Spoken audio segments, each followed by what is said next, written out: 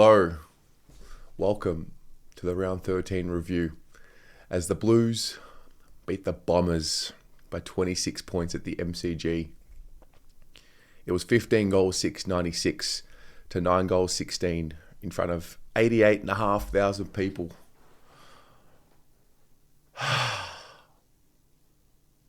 Much needed. Not because of bad form line, just to reinforce the message, I guess, that, gee, this team's come a long way. I don't know if it was the 10-day break. I don't know what it was, but this week made me reflect more than any other game this season so far. I think because of the fact that it was 12 months since we had lost to Essendon in the way that we did, in those ugly scenes, and then we obviously turned it around after that. But I just found myself constantly looking at where we had come from, which is weird because I don't know how much that serves you, particularly when you've got an upcoming game. Really, all that matters is what's ahead of you. But for some reason this week, I just felt from the outset thinking about, okay, well, look at what's happened in 12 months and what had happened at the hands of the Bombers, and just feeling a sense of pride, which just strange. I just found it strange. It was a different feeling going into a game. You know, it can get a bit repetitive. We do the same thing. We preview an upcoming game. We look at the dangerous things that can hurt us, storylines that are hurting us, or storylines that are in our favour. But this one was just deep. And yeah, last night was a great way to recap what has been a really nice turnaround from this footy club overall, in all facets of the club. Such an even team performance last night. No star factor, very little star factor. Obviously, there are really good players out there, and there are some that get a lot more attention than others. But last night was about the team. Last night wasn't about individuals. There were a couple of individuals that were really, really good. Sure, Tom DeConey will get a mention or 100 this week. He was awesome. But yeah, just the manner in which we dismantled the Bombers last night was so mature. There was a team. It was like watching us become what we have wanted to for a while. And I don't want to talk too early. I'm very mindful of that. But what I watched last night, particularly in that third quarter, I mean, the way the Bombers came at us, it was like a hamster, just like going as fast as it could. And then you got like the champion, just like pinballing, ding, ding, ding, ding, like just in control. It was really, really needed. That's what it was. It was needed. This is what we've wanted for so many years and dreamed of days like this. I started pretty early in the day. Got to Richmond, had a birthday. Made my way to the MCG about 6, probably 6:15 by the time I actually got in there. Good friend of the channel, Sayaf, he organised tickets for the crew. I was sitting with him, Juliet, Rocco. Was sitting next to Rocco. It's the first time I've sat with Rocco for a game. That was an experience. We were like solving Da Vinci's Code before the game, talking about what's going to happen and like this player, if he plays on him, but where is Durham going to go? But yeah, as we all do. With my brother, my sister, housemate, it was there was a calmness before the game. I felt on paper before the game, I thought we were the better side all season. The form line, in the context of the quality of teams that we had played, I thought our form line was more true. But you never know. It's footy. It's a rivalry game, and there's a spirit when these two teams play, and so I was mindful of that. To see the way our boys started that game, particularly, let's just talk about the first quarter. I mean, the first half was brilliant, but that first quarter, it was clinical. that was so focused. There was clear intent. I think even if you go from the very beginning, McGovern's chase down tackle before he was then awarded the 50-metre penalty, just there was a real focus and almost like an unspoken understanding of those boys who were on that field 12 months ago, just to atone. Maybe that's what it was. Maybe it was just them sticking to their process and maybe they're just a professional team. But I felt like there was a little bit more in it, particularly in the first half. We were all over them. We were really good on the rebound, the way we rebounded the footy. I thought the Bombers were winning enough of the ball, but we were just carving them up. We looked a class above, particularly early. Harry gets his goal on Ben. The calmness kind of kicked in from that moment. Charlie, we've been talking about Charlie and him not yet being a one-touch player. He took a one-touch mark. He missed that one on that occasion, but he looked lively. Then, pretty much moments later, he kicks his goal off instinct, and it just looked a little ominous to me from that point that we were on and we were engaged. And again, circle back 12 months ago, we had all the run of play, just couldn't capitalize on the scoreboard. Whereas there was a real difference in this game. Zach Williams has a brilliant passage of play where he uses his midfield craft almost and his contested possession craft to get that handball out to Fogarty for his goal. And we're rolling. We get to the second quarter. Elijah Hollins kicks, an opportunistic goal. I don't actually know what happened. There was a free kick paid or something happened and he was smart enough to spread quicker than anyone else. Got on the end of it, kicked a goal. The Bombers kicked a goal. I think it was Guelphy. But the theme of the night, particularly in that first half, anytime the Bombers kicked a goal, we would respond straight away.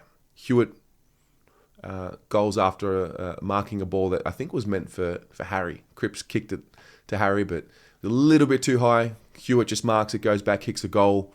There was a real controlled element to the way in which the game was flowing. Zach Williams sets up, gets his goal. Elijah goes again. Adam Sard runs down a player. Like it was all happening. It just looked like we were far too good for them, and I loved it.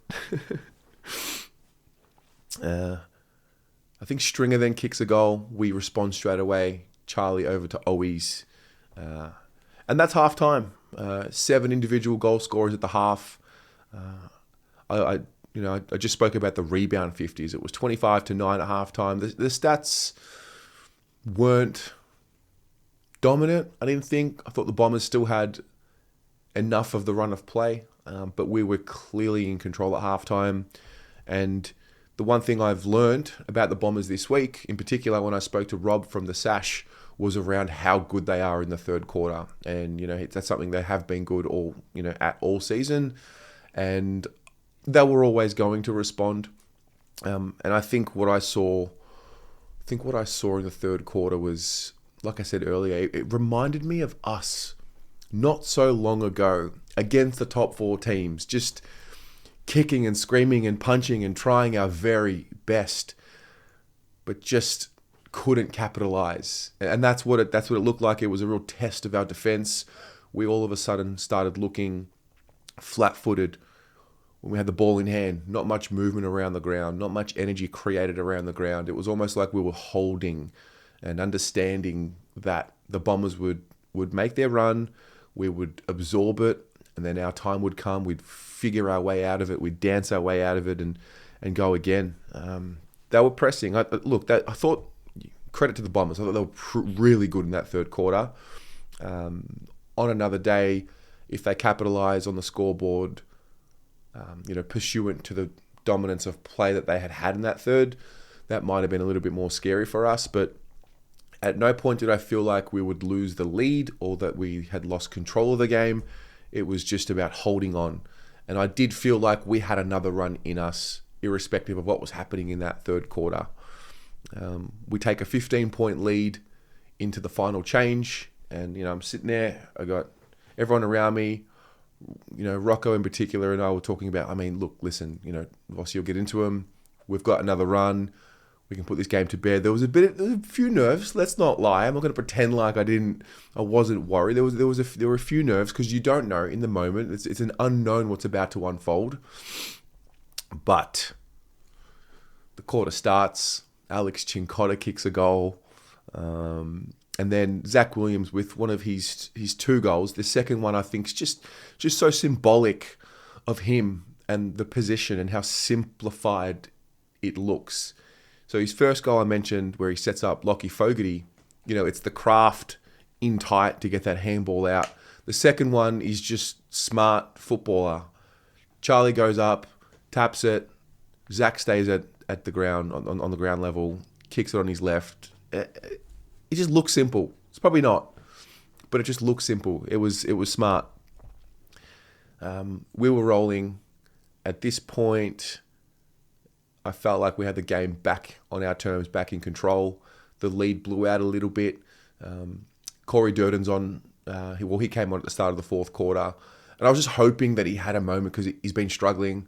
And I'm a big fan of Durds. I love the way he goes about it. Love his character. But obviously, they're all good blokes. And they've got to get it done on the footy field. And when he took that contested mark, just a pressure release came out of me, the way I cheered for it. We were up, the game was over. But I was just really happy for him. Just hopefully it ticks over a bit of confidence for him. I know he's made of the right stuff. And to go back, kick the goal, take the moment. I was up and about, probably screamed and roared more for that mark more than anything else during the game. Cincotta kicks his second, and that, even that just opens up another storyline of what has happened there with the team, with the group. The story of this year, what we've had to do. We've had to change things. Every year's different, and you have to add layers. Last year the story was about the hole that we were in, digging our way out of it, proving the stability of the club and, getting to a preliminary final. But you can't just rely on that for the following year. You have to almost evolve and find the new layers and the new storylines that define, the new season. And I think Cincotta's going to be one of them. Potentially Zach Williams can be one of them as well. It's been a couple of weeks now, but I think what it's shown is, I think the word trust is really starting to, rise to the top of the conversation the more and more we go into this week. The trust in names that in yesteryear it wasn't like that. We hadn't seen that. Lockie Cowan is just locking down a spot down there and he's forcing everything else to move ahead of him, which is giving freedom to other players ahead of him. A guy like Jordan Boyd, undroppable. A guy like Brody Kemp, developing, reliable, consistent. And then, so these are young guys. And then you got the sprinkle of veterans around them. Wiedering now is a real senior player. Sard, McGovern, Newman, these are real senior guys. And they just get to work. They've got trust in their young guys behind them. And then because of that, we've been able to add an element into the midfield with Cincotta playing a tagging role. Now, does that happen every week? I don't know. But when it does happen, the guy fights for his life. Zach Williams now doesn't have to have that defensive responsibility. He gets to go forward and play on pure instinct. So there's that. There's the trust from the coaches to allow him to do that. And then there's Zach performing, and it's great. Charlie kicks 2 goals.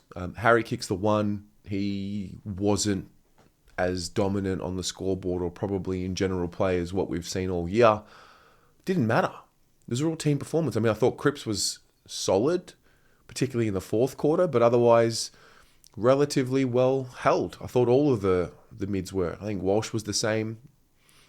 It wasn't a game of stars. It was a game of which collective had a better spread of performers, and that was us. So a 26-point win. Vossi said something fascinating in the press conference when I watched it after the game, after the fan cams. He said, he made note of, to beat us, you have to be at your best for 4 quarters. When has that been true? When did that happen? yeah, it's been a journey to get here. Still so much more to go. I'm really aware of that, but the clear turnaround and the clear evolution is taking place.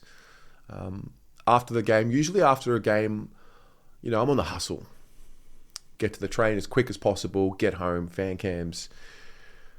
I hadn't really thought about the walk home from the G to the train station last year, but as I'm walking last night back to the train station, just like deja vu, I almost remembered every step that was taken last year. It's been a really interesting week, and the way it's all just come back to me and what it's all meant. It's been a big 12 months for the club, for the channel, for me personally. I think that's probably what it is. I think it's just like an anniversary almost of what the 12 months has been and what has happened. And so that walk home last night, I was happy to just cruise to the train. If I got on the train, I got on the train.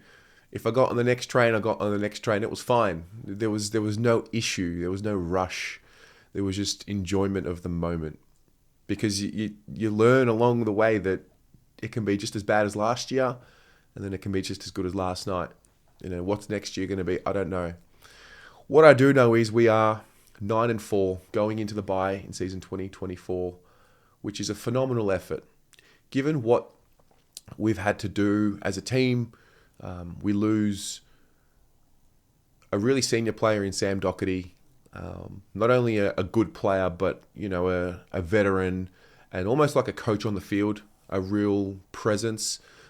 Jack Silvani, structurally going into the season, as far as we know, he's playing. The conversation was around, does Tom De Koning play with Jack Silvani as the pinch hit ruck, or is Jack our third forward? So what we've had to do is figure out and evolve the list immediately, knowing that the two of them are gone. So to have to do that and do it and find those players, the injuries that we've had on top of that, the fixture that we've had playing the best teams in the competition. We have played all of them. All the best teams in the comp we've played. We've played teams who were in form. We've played teams who were undefeated at the time. We've played them at their best. And I think we've done okay. I think we've passed the test. We're sitting second. And it's new. It's certainly new. One thing I was really fascinated with on the fan cams last night, every time I would ask about, how to judge the season, everyone said the same thing about, okay, yeah, we're 9-4, but it's one game at a time.